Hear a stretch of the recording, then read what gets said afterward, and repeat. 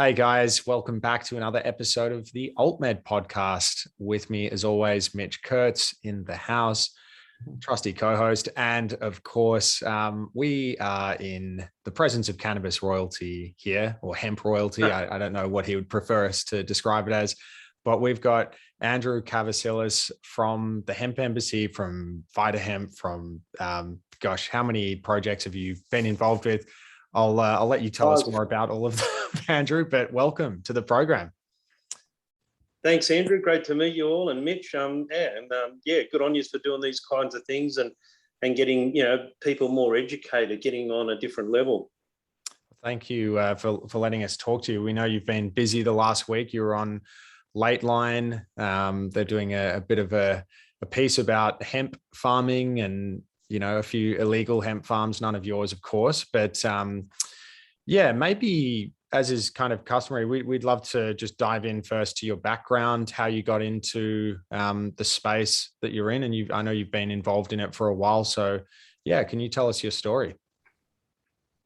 I don't know. Look, I was had a bit of a career up in Darwin. I was started with the Darwin City Council as a labourer, and then ended up as an inspector after a couple of years. I didn't realise that the laziness was compulsory. And so I lasted less than 2 years as a labourer. And it was interesting. I joined the inspectors up there. And as soon as you get a job with the inspectors, they give you all these law books to read. And what happened, I fell in love with the law. Like, I really liked how it operated. I kind of understood it all. And look, within 4 years, I became the chief legal officer for the Darwin City Council, and it was as even a city prosecutor. I went to the police college up there and done some prosecutions training, and I really enjoyed that. And then came the crunch time where I really needed to get a degree if I wanted to stay in that, and I didn't want to, so I left and became a woodworker, and then moved to Nimbin. Sort of dropped out a bit. I thought I was going to be a forest protester. I got here and went to the Hemp Embassy, met Michael Balderstone, and we kind of went from there. Since then I kind of delved. Before I got into it, I delved into the cannabis history and the real history of cannabis prohibition. It took me right back to the UN drug treaties, and even prior to that, the League of Nations. But really got a good handle and really read the drug treaties and what every government in the world signed up to. And then I suppose during that time, this was in the 90s, we started probing the laws here in New South Wales anyway, the Misuse of Drugs and Trafficking Act, and noticed that it's a 1985 Act, and it clearly has laws which relate to growing cannabis for medical and scientific research. So I pursued that, and it wasn't too long before I was growing under permits. And yes, I do use the word cannabis because I have grown high THC and low THC under permits. So it's all a bit mystifying to me when we look at, in 2016, the government made some amendments to the Narcotic Act to allow medical cannabis to be used here in Australia, when in fact we always were allowed to. Every government is allowed to use opium, coca and cannabis for medical and scientific research. Anyway, they made a hoo-ha about it. And as a lot of people have seen with the McNally review, that, we really have got a set of laws that just are not fit for purpose. Anyway, that took it right up to the now. But no, over the years, we kept growing and growing. Before the Hemp Act here in New South Wales, we would always just grow under the Section 23 of the Misuse of Drugs and Trafficking Act. We used to do our own sampling. We used to take it to the university.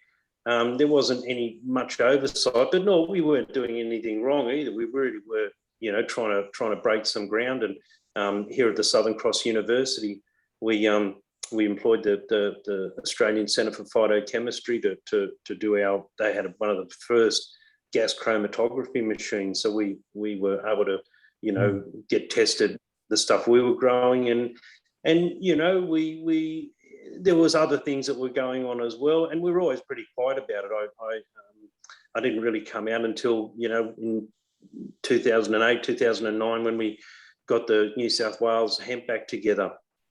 But also, I should just say that, when we did grow the high THC under permit. The scoop is there, the New South Wales government didn't have the authority to issue that permit. That kind of permit can only be issued by a federal government.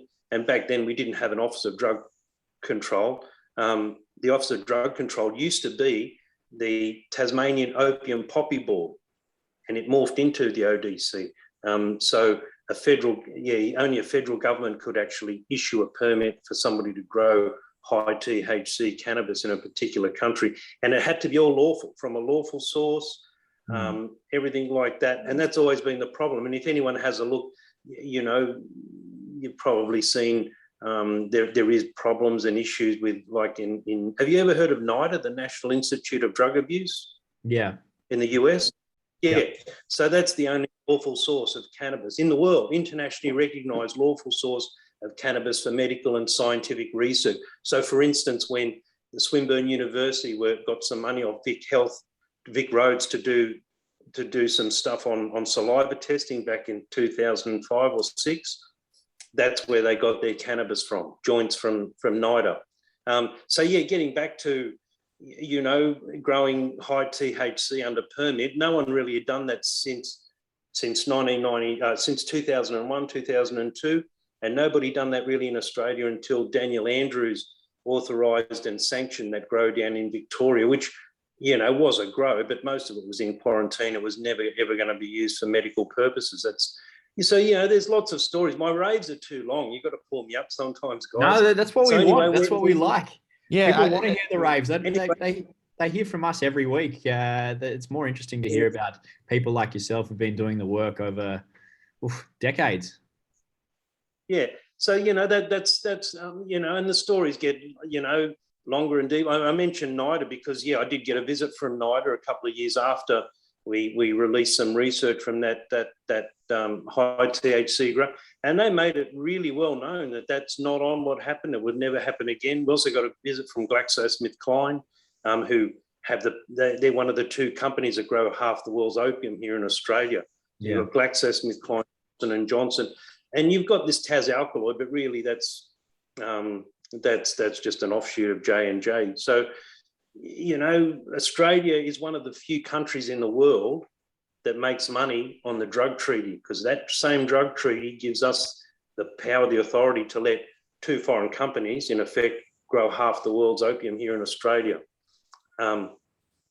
So, you know, politicians have had to really move with the time, I suppose, make movements. Politicians have tried to do medical cannabis here in New South Wales before. I don't know if you remember Bob Carr having a big go at it. Well, Bob Carr, if anyone cares to have a so you know, they really tried. There was like 4 members of the cabinet who were using, either them or their family were using cannabis for medical purposes, and all illicit couldn't. And Bob Carr and that cabinet at the time really thought that they were going to be able to do medical cannabis, but they really had to pull their head in, and they couldn't do it.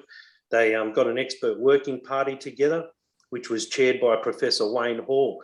And if you look at his name, he'll always muddy the water. Have a look at any inquiries or anything we do.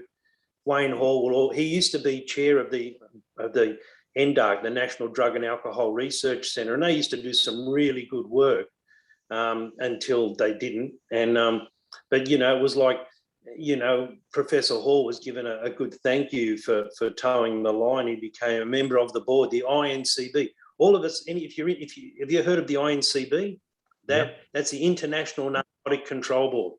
So Wayne Hall ended up being on that board, and it was like a thank you for killing off New South Wales medical cannabis. Because I appreciate that this is a world that you would have spent, you know, some time, and you've seen the evolving regulations. But for our listeners who might be unfamiliar with this, you referenced the treaty. So you're talking about the 1967 Narcotics Treaty that Nixon brought in, that was signed by how many countries? Australia's a signatory to it. But maybe if you can talk to us about that, how it works in terms of countries need to declare certain amounts of, you know, volume of scheduled substances. So talk us through it.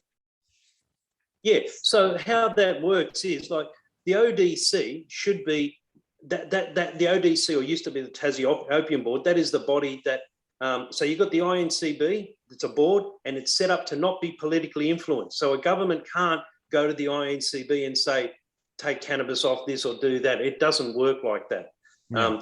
They're there to administer it and make sure that governments, the payoff is, so every government, it started back in 1937, but anyway, it got through to, and there's been several iterations of it, but the payoff is that here's the thing, no government owns any medicine, right? No government owns any medicine. So if you understand, and they definitely, no country, no government owns opium, coca, or cannabis. So if you understand that, you've got to know that companies own it. So all the governments signed up. The payoff is that the companies will evenly distribute all the drugs that governments and countries need for their health system. And It's a sliding scale.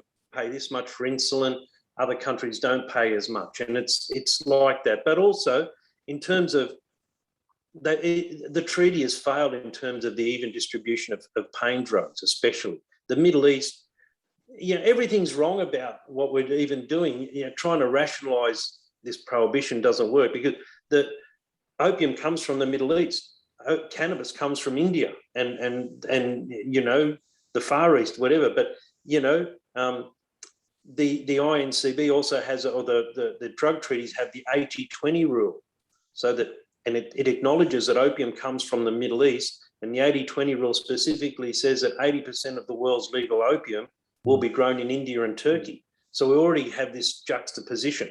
The ODC under the treaty is supposed to be taking physical possession of all the opium grown in Australia, and it's supposed to distribute, but that doesn't happen at all.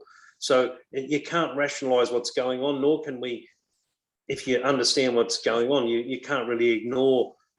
And so under this treaty, basically, so we have a situation where Tasmania, for example, under this very treaty, produces something like half the world's opium supplies. It might even be more legal opium supply. So that's allocated by the INCB. Is that what it's called? The INCB,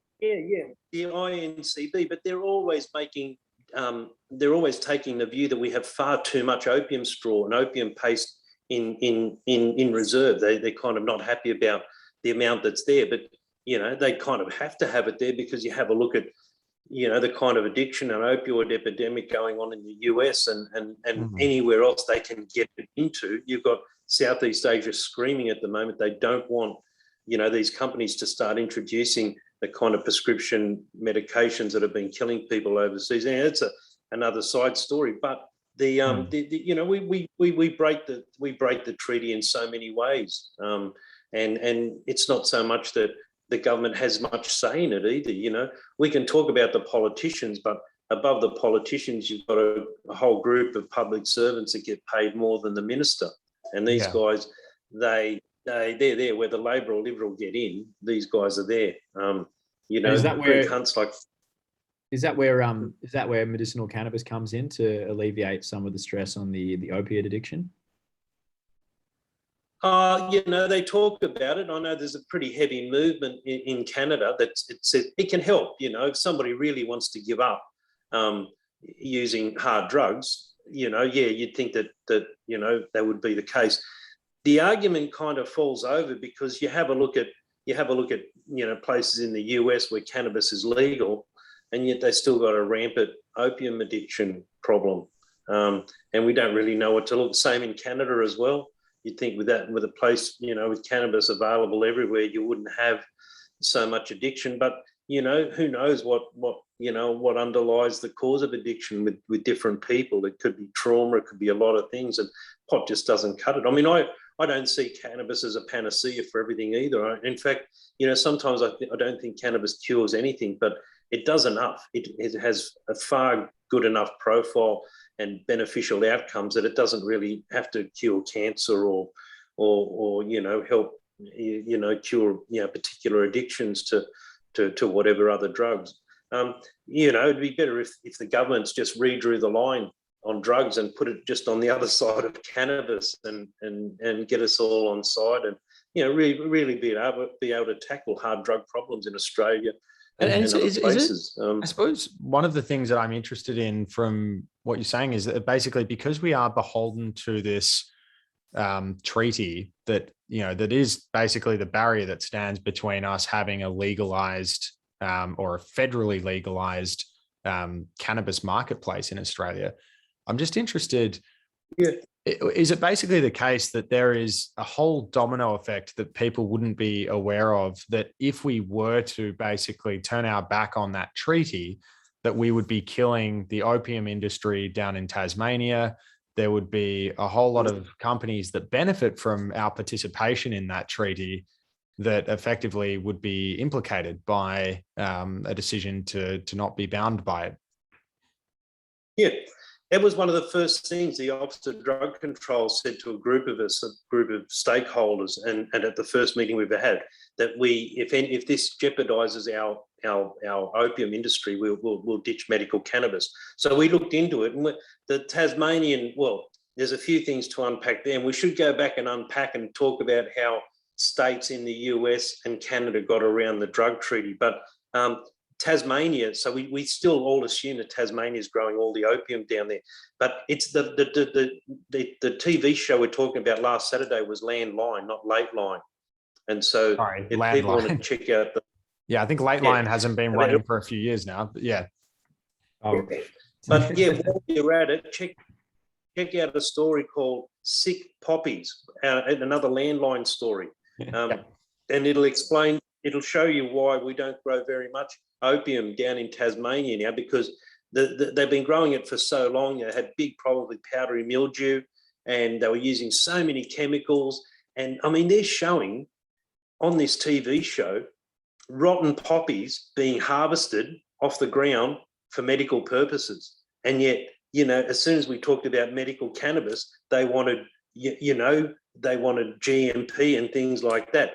And on that same show, Sick Poppies, it shows you that, all right, they're starting to grow opium now in New South Wales, in Victoria, and they go on, and South Australia. There's actually probably more opium being grown outside of Tasmania at the moment because of that. But they cut away to one of the farmers in Victoria who just straight up says, it seems the pathogen was in the seed stock. So they've got it on the mainland as well now, this powdery mildew and some other things that they have to use, pesticides and herbicides and antifungal thing.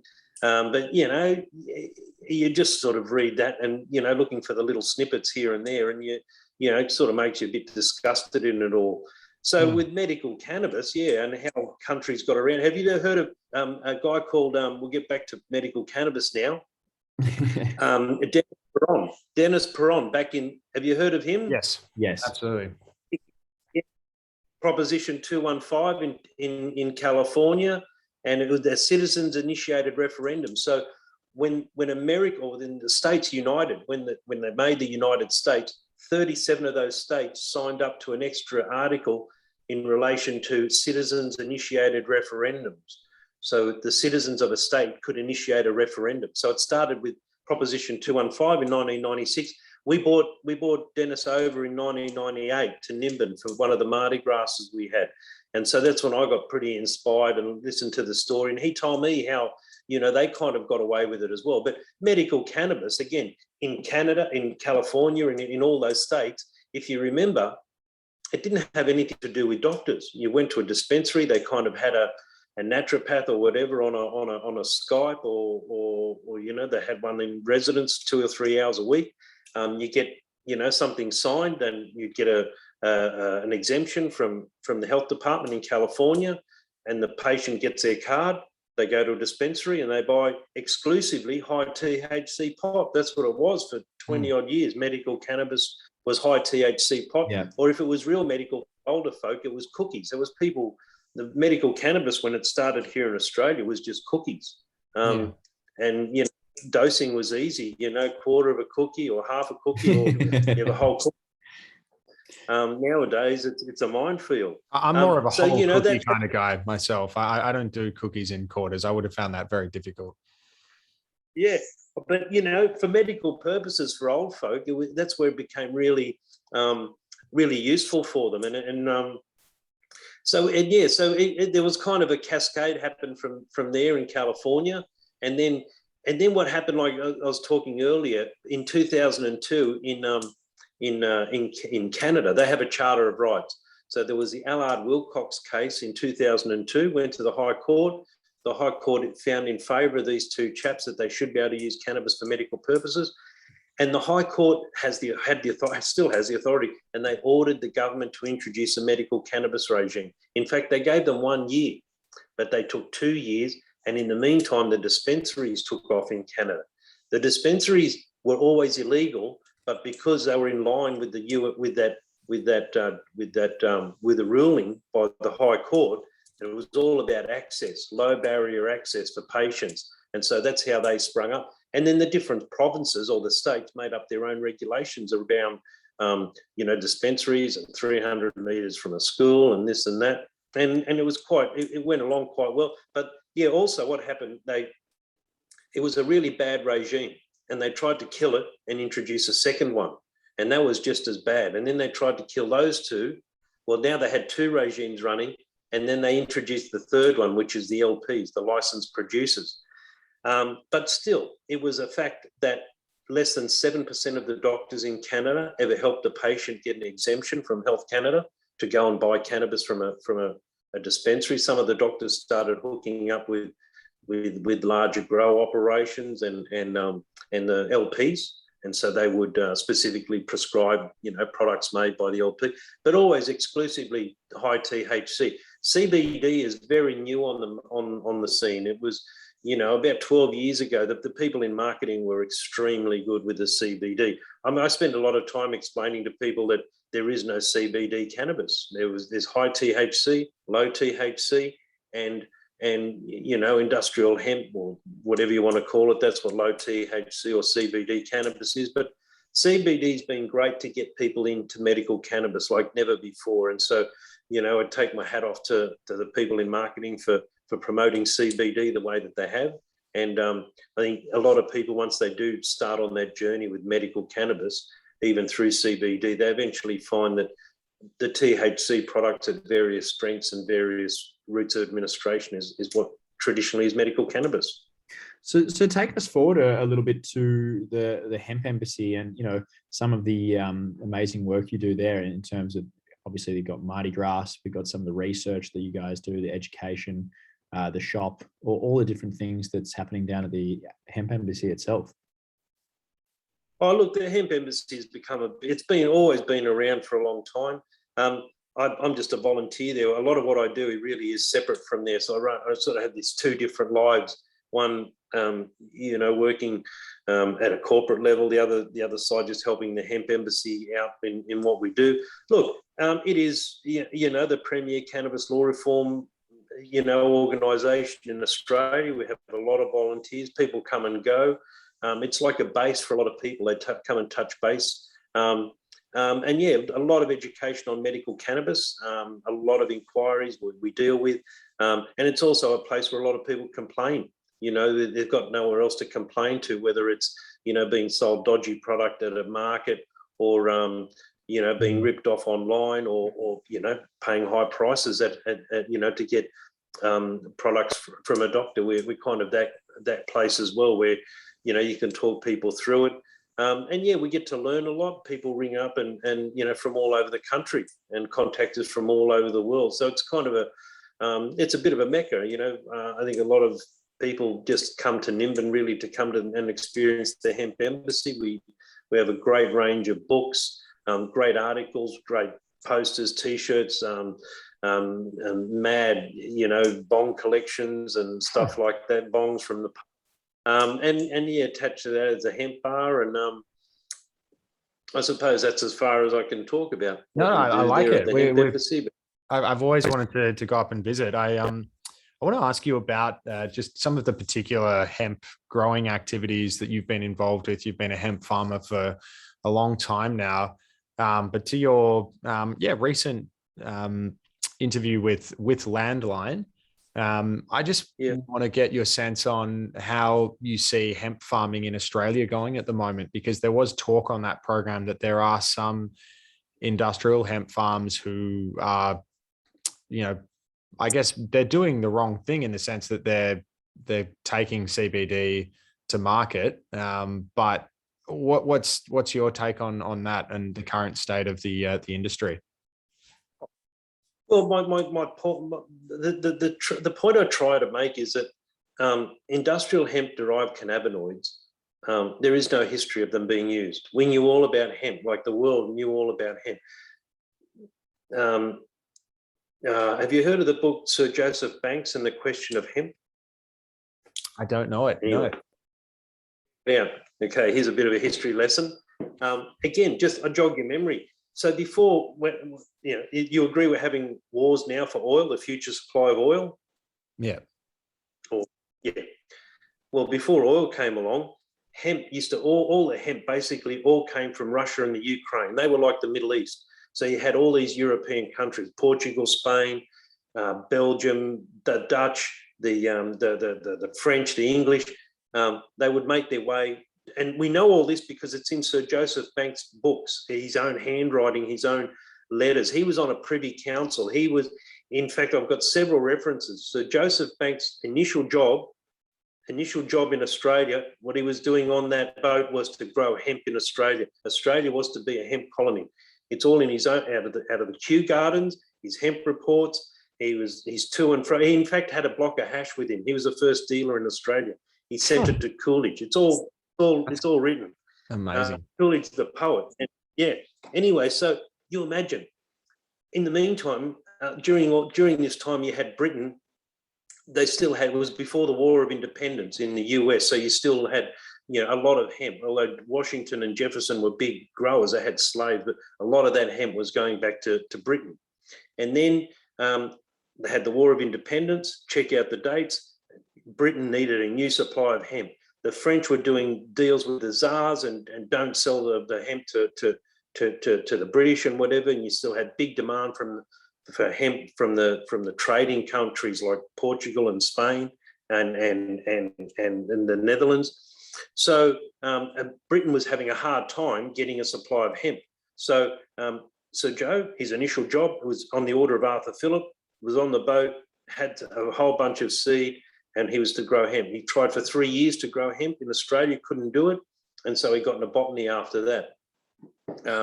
He talks about they sent some of the seed to India for them to grow, but they didn't grow it for the fibre. They grew it for narcotic. He talked about it as a narcotic. But really, medical cannabis was blocks of hash from India and blocks of opium from India. And that's what British and other countries would you go and get your hemp from Russia and the Ukraine. You get your boats and you go and get your medicine from India. And then that would get travelled and exported all around the world. It would make it to the chemists and doctors and compounding chemists. They would cut it up, weigh it, and make medicines from it. And same with coca as well. The Spanish were bringing coca out of South America for a long, long time. These laws are really, really new. So if you can get your head around that, so Joseph Banks, we were going to be a hemp colony. There's no, like I said, it's really new, this whole talk of CBD. Another good example, and more recently, the 2008 New South Wales Hemp Act, we went back and had a look, and we read through the entire parliamentary debates, not one mention of CBD. In fact, when the second application went to Fazance for industrial hemp, CBD wasn't even on the agenda. There was one sentence from Western Australian Police in a whole of government response, because don't forget, all the governments were against hemp seed food. I should correct that show. Governments in Australia didn't approve hemp seed food. They exhausted every avenue to block it, and they couldn't block it anymore, and it had to get approved. Basically, they got sidestepped. But yeah, they threw everything at it, including Western Australia Police mentioning CBD has psychoactive effects and we should check into it. So, industrial hemp's never been an issue. Most of the world, don't forget, never stopped. The UN Drug Treaty also has an article which says that this treaty doesn't apply to industrial hemp grown for seed or fibre. So it should never have been applied. It was only applied by the allied countries, India, Russia, the Iron Curtain countries, China, most of the world never stopped growing hemp. It was just us allied countries. And then there was a progression from France to Charles de Gaulle and even the Italians started reclaiming their ancestral hemp varieties and their genetics, which has sort of brought it back. But it's still a bit undercover because the allied countries, I don't know, we're sort of, well, all the countries in the world are really like subjugated, I suppose, by big pharma. In these countries, you have a look at the top 200 entities in the world, just Google it, and you'll see the whole bunch of pharmaceutical companies that have more money than most countries. That's how big they are. Well, just jumping back to the hemp. So I'm one of the things that I'm really interested in is whether or not, like, we can just talk about your application and I hope I'm saying this right, for Zans. So for this novel food. So do you actually see that that we're going to see in the next few years this real growth in hemp food in Australia, or is that something that is still we're at the very early stages of?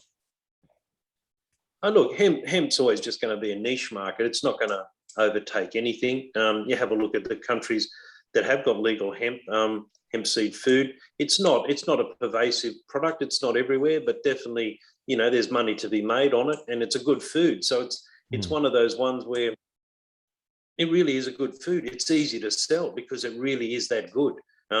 There's problems with growing it here in Australia. Just because we changed the laws doesn't mean we've automatically got the right genetics. And what we're also finding out is all these hemp genetics are owned by companies overseas. These companies spend a lot of money to stabilise varieties, making sure they're below 0.3% or at the very most they're not going much over 0.5%. Just for instance sake. But the application, I think that it's going to introduce a whole new range of products. So on the mainland, hemp seed foods were approved and put into place in 2017, but then we had the drought.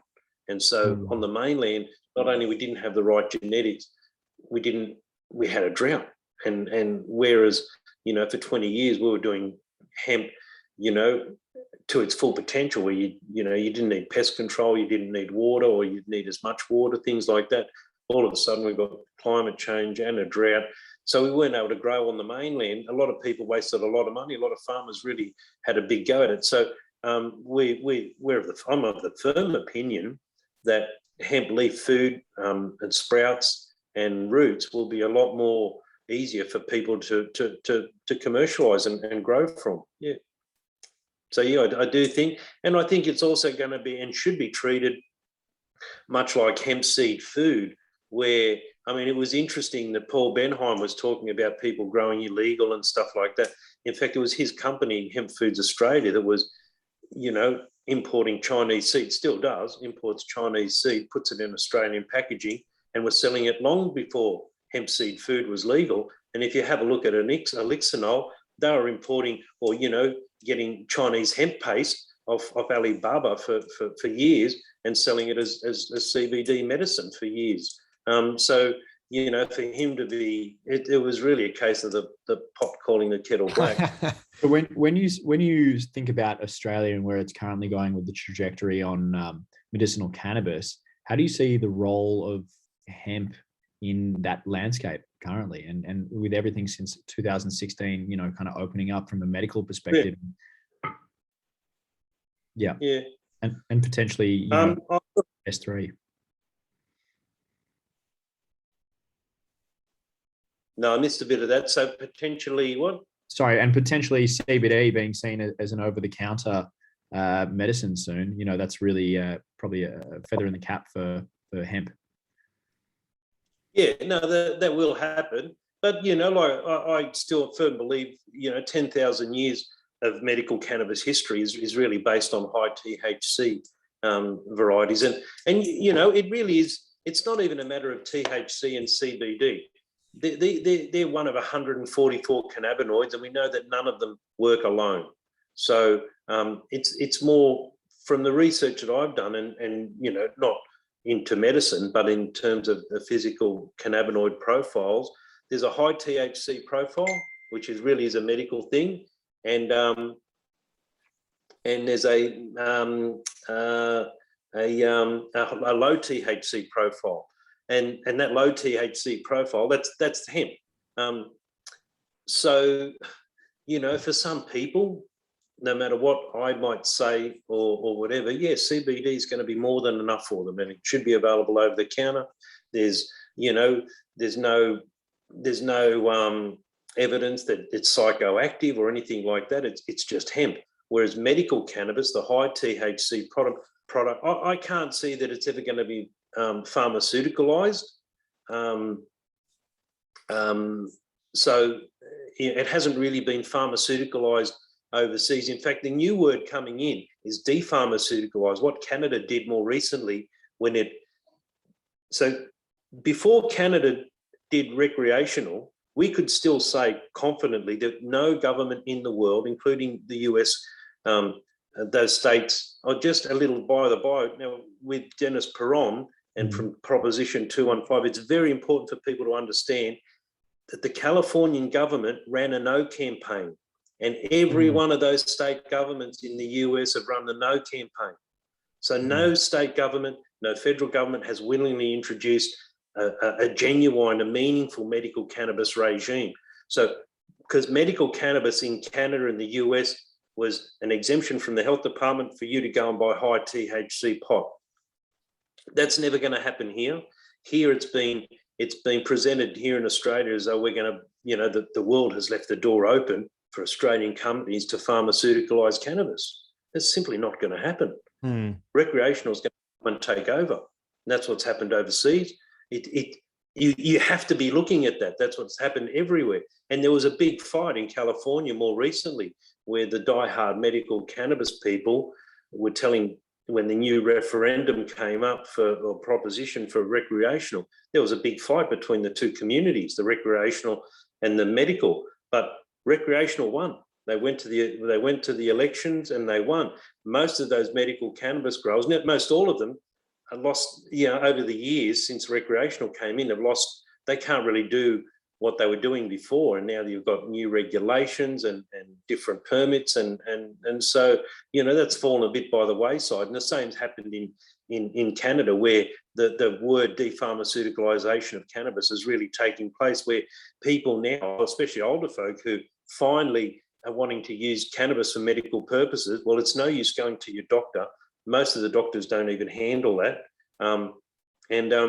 Was more paperwork. You go to one of the that's right. And and if you go to one of the recreational depots, they just want to sell your pot for $17 a gram, and they don't know which one is good for your cancer, or they don't know which one's good for your anxiety, and they'll give you a bit of a rave, but it's not the same, and it's generally smoked.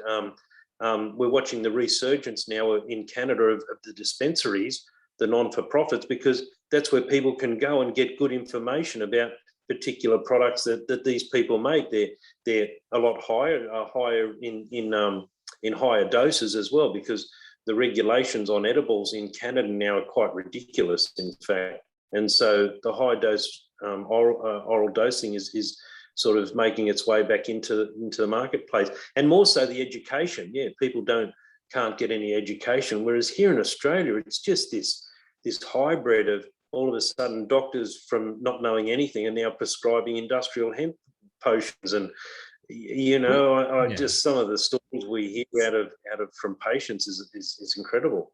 Well, I'm hopeful that if Australia does move to a recreational model somewhere down the line, that we still find ourselves with access to really good quality products. But of course, to your point about the current situation in Canada, it really is going to depend on the quality of advice and information that people have access to. But oh my goodness, it's been an amazing chat, because I feel like you've sown so many seeds. Mitch and I've got about 200 things that we can basically look into now, but you're a wealth of information. You've obviously been there along the journey and seeing the way that Australia has, very much, at a much lagged pace compared to the rest of the world, really come to the party with starting to see the benefits of allowing hemp and cannabis use. So, do want to say thank you so much for your time. I imagine when Mitch and I finally can travel out of lockdown, we'll have to swing by the Hemp Embassy and check it out with you. Come to one of the farms. It's probably just as exciting, Yeah, some of the stuff. Love that. The university. Yeah, the university. I mean, yeah, that's what there's. Just give you a quick rundown what's happening there. I've put on. We have 2 master's students, and recently myself, I put on a PhD student, and we're doing some really great work here at the Southern Cross Uni. We're looking at feminisation. One of the main things we're looking at, feminisation, as well as other nutritional parts of the plant. In fact, we're looking at everything but the cannabinoids. When you have a look at terpenes and flavonoids and sterols and phenols, the plant is amazing.